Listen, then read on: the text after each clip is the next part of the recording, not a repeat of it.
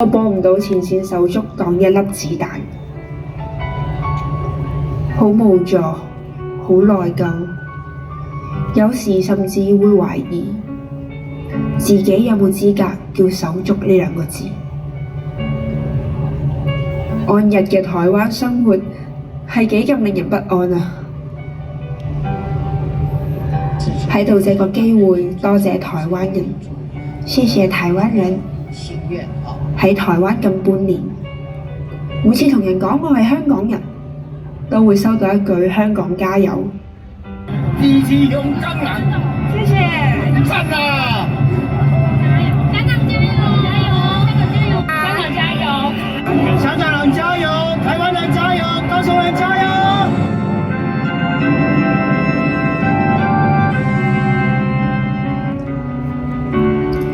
台灣人喺呢半年一直同香港人同行。由6月開始，台灣持續有大大小小嘅集會、遊行。929撐港反極權遊行，人數甚至多達10萬。各個民間團體亦都持續咁樣聲援香港。大家同樣感受到共產黨嘅惡行，見到獨裁政權嘅邪惡。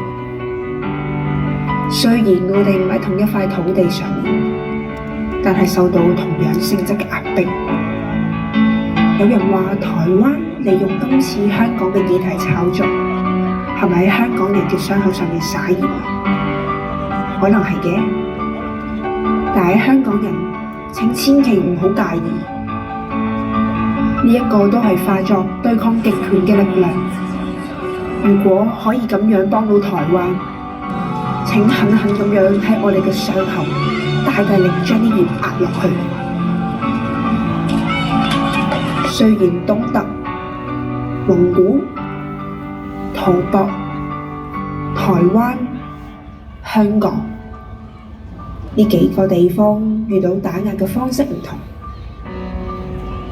但係作為同樣被極權打壓嘅弱勢，更加應該連成一線，同氣連枝，努力互相扶持。各個地方嘅人喺對抗極權嘅路上，都可能好無助，但係我哋絕不孤單嘅。至少我哋唔可以令到佢哋感到孤單。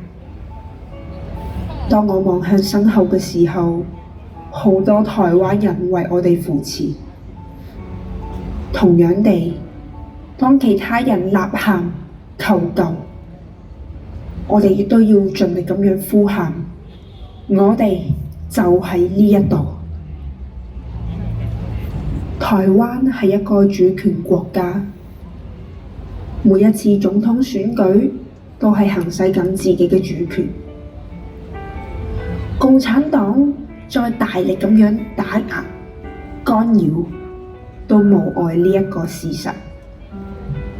過去台灣經歷過白色恐怖時期，每次回望呢一段歷史，都感受到台灣人投下嘅呢一票係幾咁得來不易。